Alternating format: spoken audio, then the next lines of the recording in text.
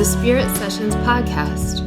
I'm your guide, Katie Silcox, bringing you your weekly self-love soundbite. Join us, where I'll help you find your true spiritual home, where every single aspect of you is holy ground, holy ground, holy ground, holy ground.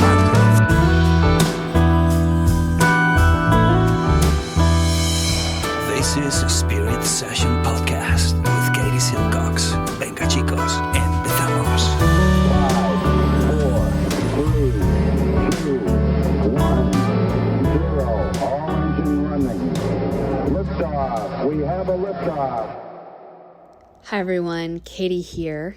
This podcast is intended to inspire you, educate you, and most importantly, support you on your journey towards knowing who you really are, that inner self, that inner teacher. I am not a psychologist or a medical doctor and do not offer professional health or medical advice on this podcast.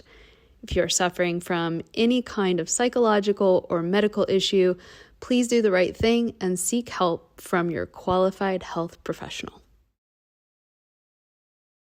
Well, hello, everyone. Welcome to this edition of Spirit Sessions. I'm here with one of the OG teachers of Level 1 Ayurveda School. Meredith is in the house. You guys, this is the second time she's been on the podcast.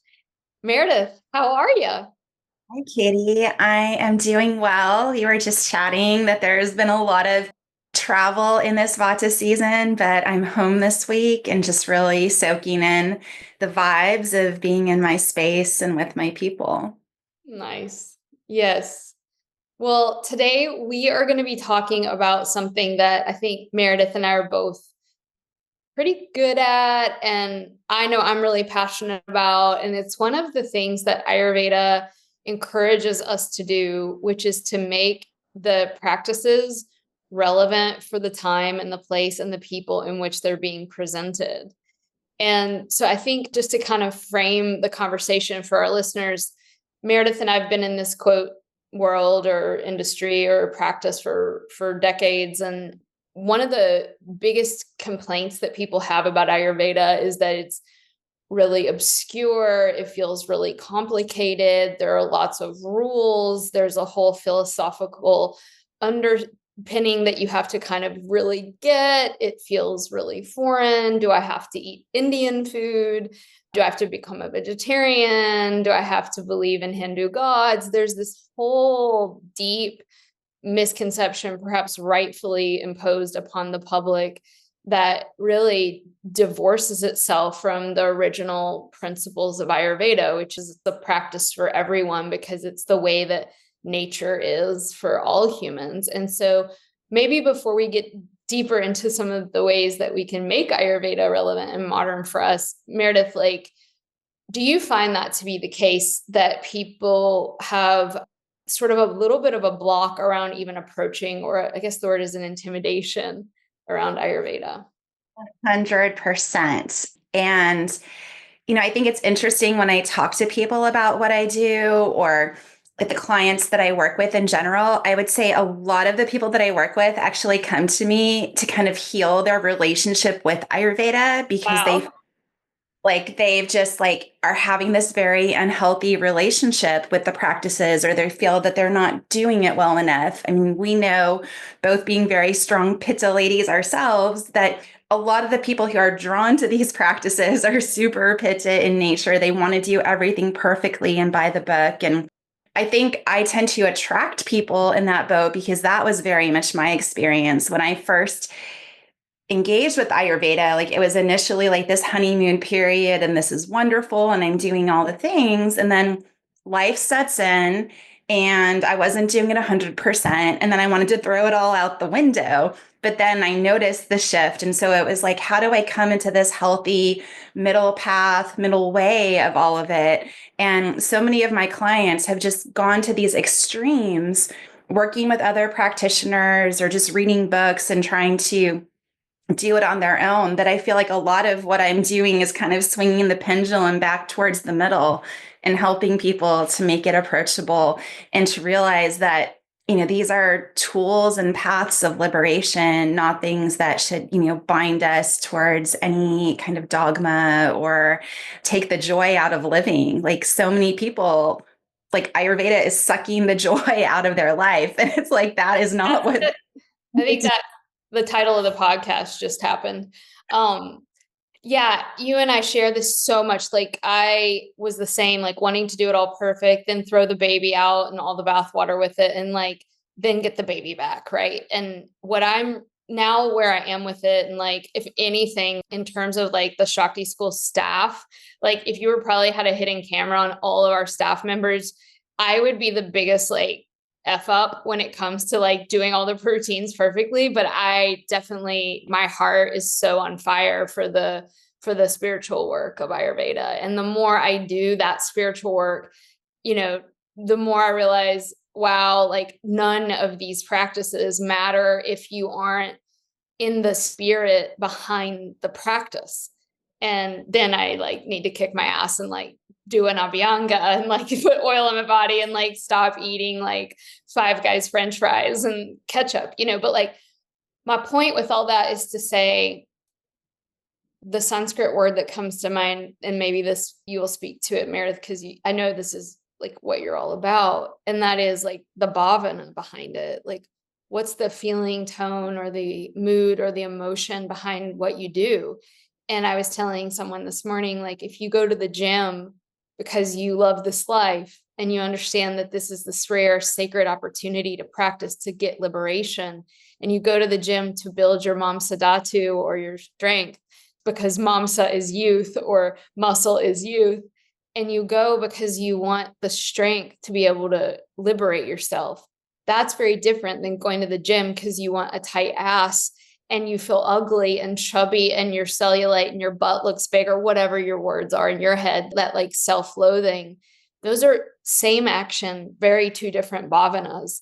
And so maybe you can speak to the way in which you infuse these practices with that sense of sacredness. Yeah, totally. When I think about that, the word that comes up for me, and I think people now associate me with it in terms of how I approach Ayurveda and how I encourage people to approach it, is gentleness. I think that's such a quality that we kind of don't value enough in our society. And I think that is like the tone that I really want people to approach everything with in Ayurveda.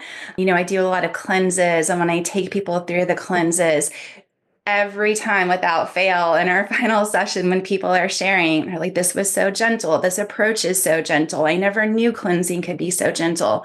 And so I think, whatever aspect of life or Ayurveda you're working with, if there is this underlying tone of gentleness and self-compassion and just letting go of the guilt and the judgment that can come with so much of how we feel we have to apply these practices, it's just revolutionary. So that's kind of where I feel like I am approaching everything, is like, let's bring in the gentleness, let's bring in the joy. And if those are missing, then we need to press pause and really make it work in a different way. You have some of the most popular classes in our school and you teach on nutrition. And one of the most powerful things that we receive as feedback from our students is that the way that you teach has been so healing for so many women because they've learned Ayurveda from someone that reinforced their disordered eating or reinforced their self-hate. And, one of the reasons why it really mattered to me to have you be a part of the school is that I was fortunate enough to be in one of your cooking classes and go on retreat with you back when we were youth in San Francisco in our like tiny little house. When I say tiny, it wasn't tiny, but it was not a retreat center in the mountains of San Francisco. But I remember you were like whipping up things in the Vitamix, and you made, I'll never forget this, Meredith. You probably don't even remember it, but you made this Brazil nut crust out of all of these dates and nuts, I think was it. And you were like in the kitchen, just like with the Vitamix. And I was like, wow, she's like making this Brazil date nut crust in a Vitamix. That's not traditionally Ayurvedic. And you were making all these beautiful raw desserts and things and this and that. And I guess speak to your food philosophy and perhaps juxtapose that against this kind of rules-based Ayurveda. Yeah, I think there's two ways we can approach that because you brought up the Vitamix. We can look at the food preparation because teachers out there who say, these machines, this technology, it gets between us and our connection with the food. And I call complete BS on that because frankly, I think if the ladies in the kitchen thousands of years ago had a Vitamix, they would not have spent all day with the mortar and pestle. Oh, hell no. Hell no. So for me, Wait, Meredith, I'm sorry to talk over or interrupt you. I think the people that get mad when people use Vitamixes in the kitchen aren't usually the one preparing meals for their families every night. And so with that, I always tell people it's not about like the tool or the technology. It's about the mindset. It's about the bhavana, like what's your spirit. I can be completely present with my Vitamix and enjoying the experience and feel my feet on the earth and feel my breath and be fully aware of what I'm doing. Or I can be using the mortar and pestle and be lost in thoughts and rage and thinking about my plans and anxiety. And those are two very different experiences. It's not about what is in my hands or in front of me in the kitchen. It's about where is my mind, where is my presence. And so that when it comes to the preparation aspect is really, what I encourage people to do is just make simple things, use the tools that make it more accessible to you and bring some ease and some joy to your life. And for most people, that does not mean that they can do like everything in these old ways. And then we can also look at the eating aspect. And there's a lot of softening and gentleness that I encourage with people there, not only with just the compassion around their food choices and not having to do everything 100% by the Ayurveda book or by any book, but also, I think a big topic that's coming to mind because it comes up in Shakti School, it comes up in my sessions is around leftovers because there's this idea that like everything needs to be 100% freshly prepared. And if you made it last night, it's too old and don't eat it. And wow, like that is one where I just look at it and I think, okay, well, thousands of years ago when this was first being taught, we didn't have the same refrigeration. We didn't have airtight Tupperware containers, like pathogens were real. Food was going to dry out because we didn't have the technology to keep it. And so now, I tell people if you need to make a batch of something and you eat some the next day or 2 days later, like it's not going to kill you. Like we have to give ourselves that grace. I'd much rather that you're doing that than going through the drive-through because that's all you have time for. And the refrigerator from 1980 is not the same as the one in 2024. I mean, it's even more advanced now than even when we were little kids. So imagine 5,000 years ago, right? So yeah. Yeah. And it's constantly changing. And so I think kind of the big picture of all of this is we have to really embrace like the basic understanding, just simply of the gunas, of the qualities, and understanding those. And then when it comes to the actual applications and the technology, we have to really look at what we're working with today. And so it's, even if you do make something ahead of time and you refrigerate it and you notice the next day, oh, this is a little drier than it was than when I prepared it yesterday. Great. So let's add a little bit of water. Let's add some ghee. Let's rehydrate it. And that's something that you can't just get out of a book or I can tell someone, but it's beginning to just live with the fullness of reality and understanding these qualities and how we bring them in a beneficial and healing way. And so, regardless of whatever time we live in, wherever we are, we have that ability to connect in that way. Ayurveda, maybe we can kind of continue with this overarching theme, Meredith, of the time, the place, and the people. So we're talking about the time and it being a different time. I also want to talk about the people and the history of that lineage. what I feel, and I'm not saying I'm right. I'm just saying this is something that I feel in the certainty of my bones. And now everyone do what you will and test it out in your own bones. I feel in the certainty of my bones, the Ayurveda grandmothers who are not only Indian, but the Ayurveda, meaning the first principles approach to all of our ancestries, would love watching us cooking in the kitchen what our grandmothers and great grandmothers and our ancestors cooked and what's locally available.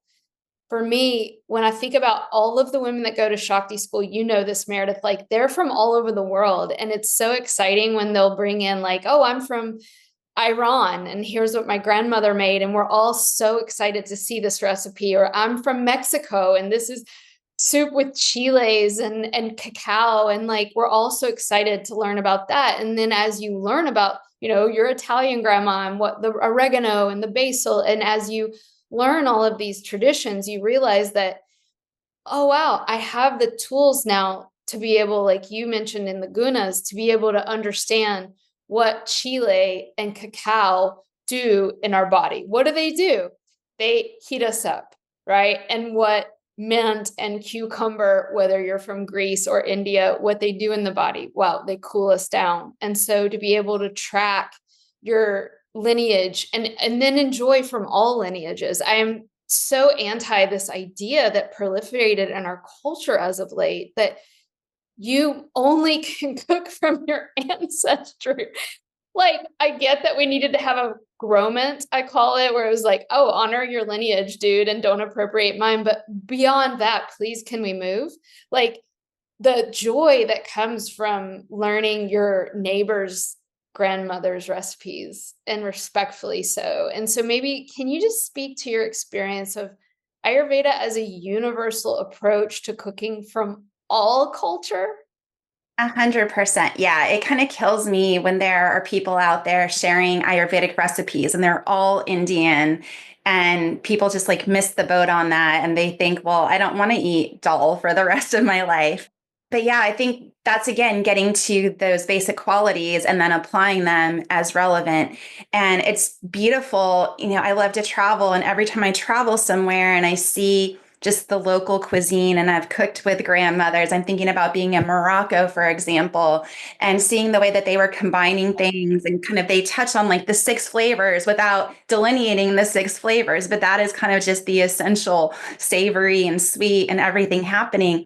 And it's so beautiful. Like if you really get intimate with any traditional cuisine, like they were incorporating the Ayurvedic principles. They were using condiments. They were doing things that ensured that all the tastes were there. They were, as you touched upon, tailoring things to the weather and the general climate, as well as using what's local. And so we have that opportunity now wherever we find ourselves.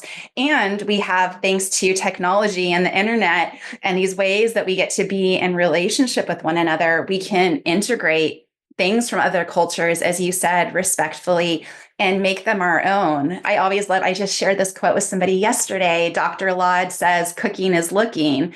And so you look around, you see what people do with food, you see how they pair flavors. Even I tell people, if you go to a restaurant, like just pay attention to like what the chef is doing, what ingredients they're pairing. And maybe the preparation there isn't exactly what you want to eat for whatever reason, but like take some of those underlying principles and ideas and make it your own. We all have that opportunity. And I think that for me, that's what's exciting about food, is it really is just this amazing wide open gateway, and we have so many things to work with wherever we find ourselves in the world. Oh my God. Shout out to the country of Morocco. I've been there 2 or 3 times in my life, and my favorite cuisine in the whole world is the Moroccan. It is the most colorful, rich. Yeah, if anyone hasn't eaten Moroccan food, it's to die for. And so we also have Indian cooking classes in Shakti School with a woman named, some of you all know, Sandia Ramaswamy. And then once you like have this permission to cook from anywhere, it is really fun to learn the ancient traditional ways, right? And, Sandia is just like, has like the most beautiful way about sharing it as well. Like a pinch of this, a dash of that, like the old ways. And so we go from the time, the people, and I think the place is really important. And I know right now, Meredith, you are all about place. And I think the importance of, there's this grander idea than maybe what the Traka was pointing to when they say place. I feel like they were talking about using the local reality. But I think deeper than that, it was this medicinal understanding that the place that you live is a medicinal reality that's affecting you. When I moved from the city of Oakland to the mountains of Virginia, it was like night and day. So talk to us about place and maybe why you're currently in a moment of seeking place. Yeah, and I want to integrate it kind of continuing with the people because I think there's such an intersection there.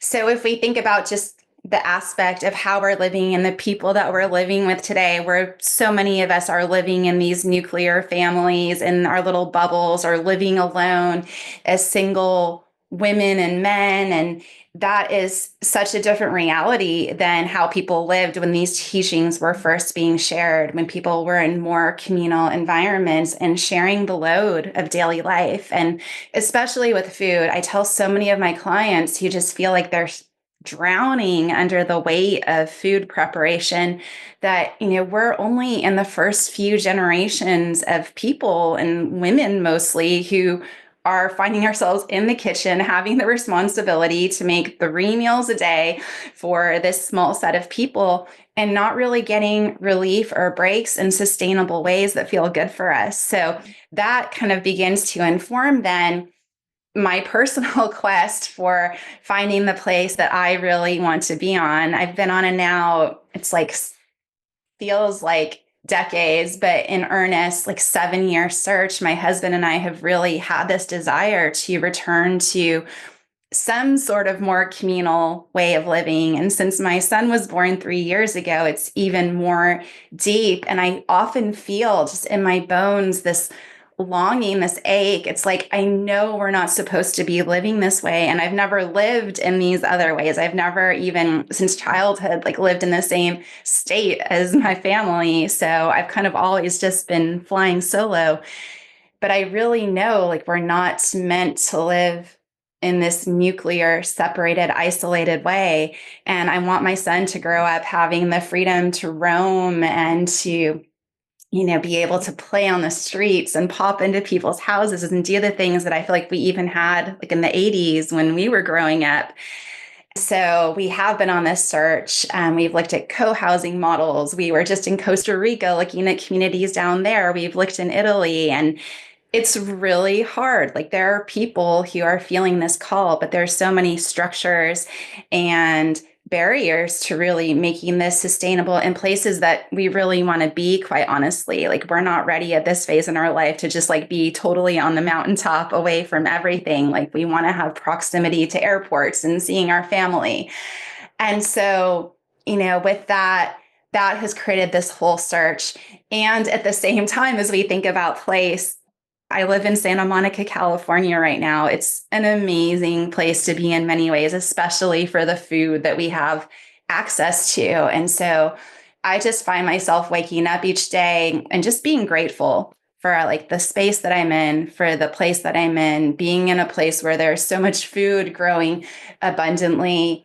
And as we think about kind of applying that to Ayurveda, we have to just wherever we are, we can, first of all, find that appreciation for the land and connect with it and find the healing from the land in the ways that we can glean from it. Even if you're in a city, we don't have to be isolated from nature.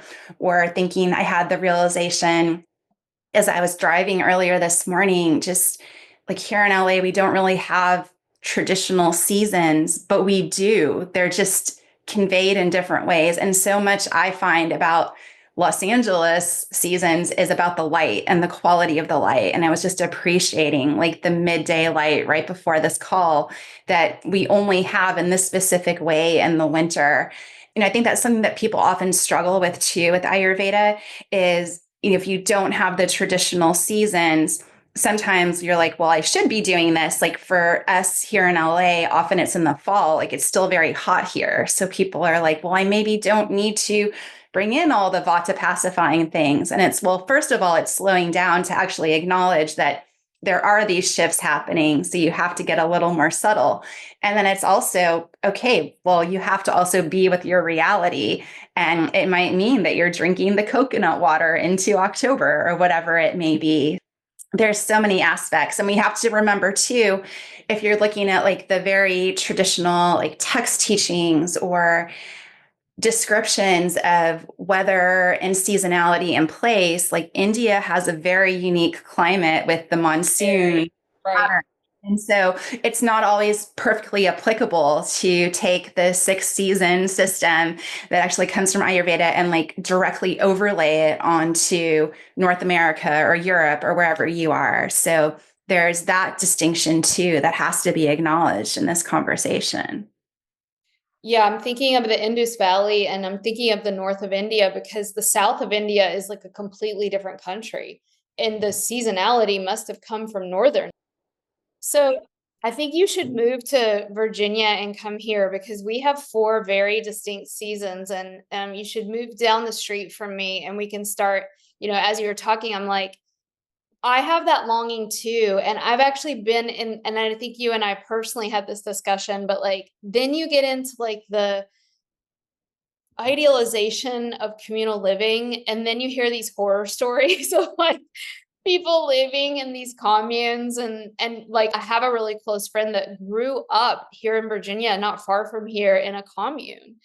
And the stories she tells me, I mean, it sounds like she had like a book-worthy childhood to write about, but you get all these crazy permutations. And I think there's a way that we also idealize this. And I was like, Meredith should just move here and we'll start an Ayurveda supper club. And that might be a good little side project. But like, what if we all had our own little houses? And I think the food prep piece is so big. Having one family make the meal for 7 families and then each one had their own night, would just be like this dramatic reduction in the amount of food prep. I mean, maybe we can create that. But yes, I think this way of life is so different than what our ancestors from any of our countries dealt with. And we have all this pressure to do all of the jobs by ourselves. And it is a lot. It is a lot.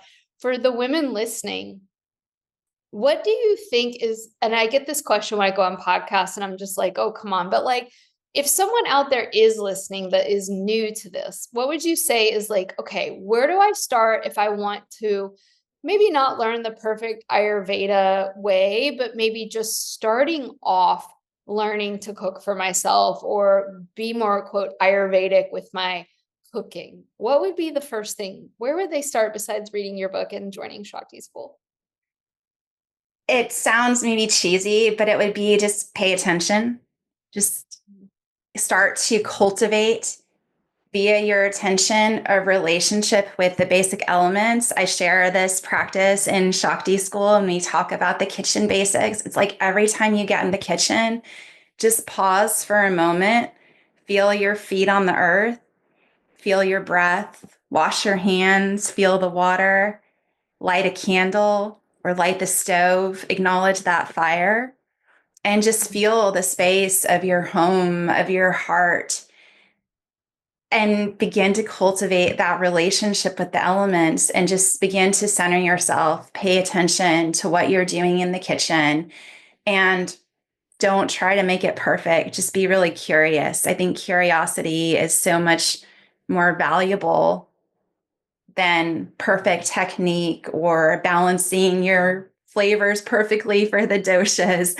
And so it's just really cultivate that curiosity, cultivate those relationships with the elements. It's a great starting point. And I've had people who have really changed their relationship with cooking and with being in the kitchen and finding more joy just by slowing down instead of like rushing in from the tornado of life that they've been in and trying to get the meal on the table. And that, I think, is where some of the transformation begins. Something else I would offer, maybe like as the next level of this, because it touches on something that you kind of alluded to, that honestly, again, like I'm thinking of one client in particular that I worked with about 4 years ago. He was in her like late 70s. So she had a lot of life experience, and she was really struggling with a lot of what we've talked about, just feeling no joy. She'd taken so many things out of her diet because she was trying to do things by the book. She'd become vegan. Like she was just kind of like drying up and shriveling in like all aspects of life. And as she started to bring more things in, one of the things that we consciously set out for her to do was to start hosting. She had like a tiny 1-bedroom apartment, so you don't need a lot of space even to do this. But she started inviting just like 2 or 3 women from her little apartment complex to have these supper club kind of dinners. And they weren't fancy. Like the first one, I think I said, just like make khichdi because you're comfortable making that. And she started doing it. I can't remember if it was like twice a month or what the cadence was, but nonetheless, like the point is, she began to feel so much more confident in the kitchen. The food was received so well, and it built this community. And so it touched on so many of these themes that we've talked about here today. So for anyone out there, again, it doesn't have to be fancy. It doesn't have to be perfect.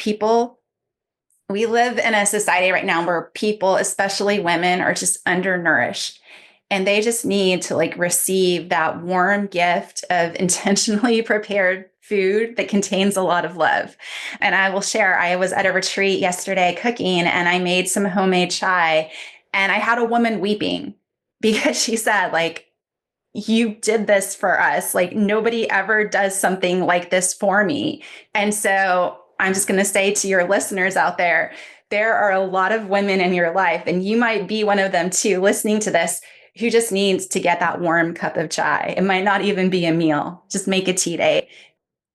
Oh, wow. That's so touching about the 70-year-old as well, like the dinner parties. Meredith has a book out, you guys. If you don't have it, it's called Kitchen Ritual by Meredith Klein. Get the book. One last thing I'll share on my end with the cooking, that I just to let people know how simple this is. It is about what you like. If it's natural and you made it, it's Ayurvedic. Like if it's natural and you made it, it's Ayurvedic. And like, okay, fine, spice it up or spice it down for your dosha or whatever. But like most people aren't even doing that. And so to start from there, one of the things I recommend to people, I do this all the time. I go on the New York, it's like $3 a month. I pay for it. The New York Times cooking app. It's so freaking fun. The food is super healthy. It's from all over the world. It's like, I can't think of a more Ayurvedic thing. And yeah, maybe you look for some of the gluten-free recipes, or you don't eat meat. Fine, you can tailor that. But like when I'm on my A game, for me, I have to be cooking what I like to eat. If I'm just trying to do it, quote, healthy, I'll like end up eating something I shouldn't. You know what I'm saying? So like get on there and wait for the yum. Look on the New York Times app, or get Meredith's book, or get your favorite cooking book, or get your Google out or whatever. But like just thumb through the book or look through the app and wait for the yum. And then you're like, oh my God, that would be so yummy. And then you make it. And sometimes it's even, quote, bad for you, but it's not. You know what I'm saying? Like, oh my God, this has cheese in it. But it's usually in such moderation. And then if you eat it in moderation, you're good. And that app really is all natural. 100% a New York Times cooking girl myself, even, as a chef. And it's just such a great way to expand repertoire. My sister is also addicted. We're constantly sending each other recipes. Really? It's like, oh, wow. Okay. Now I'm going to send you some, Meredith. We'll have to start doing that for sure. Yeah. It's just even, just social media. If you're going to be on social media, just like, create a little like file of your saved things, of things that you see that you maybe want to try, even if there's not a recipe. Again, just like the flavor pairings, or like, I'd like to make something like that, but it's vegan, or whatever your deal is. Yeah, it's never been easier. Like, we've talked about a lot of the ways that life is harder in this time. That is true. And at the same time, it's never been easier to have access to Everything. recipes from around the world that can be tailored to whatever your dietary restrictions are. So, yeah, Isn't that the truth? It's never been easier. never been easier. And, it is, again, you have to have the intention, you have to make the space. Whenever I talk to people who don't have time to cook, we go through like, well, what do you have time to do? Oh, interesting. You have 2 hours for Netflix and you're spending 90 minutes on social media and whatever it is. Like, it may require you, tailoring your life a little bit. But if you're really serious about this lifestyle and you really see the value of food as medicine, it's a no-brainer. You have to do it. Meredith, thank you so much for being a part of our school. We're really grateful for you. You've been with us since the very beginning. I have a feeling unless you don't want to come, you're going to be with us till the very end. I love the energy that you bring to our whole world, and I just am really grateful, and I hope you find the home of your heart's desire, and we'll have to pull you out to Virginia sometime to wine country. I would love that. Definitely. Thank you for having me, Katie, here today and as part of Shakti School. It's such a special place, and I'm excited for January and starting the new ladies. Thank you. A big special thanks to Kevin Carlisle of Goodbye Gemini, who wrote this beautiful podcast music, and to DJ Juan Pablo Jimenez in southern Spain for mixing it and making it magic.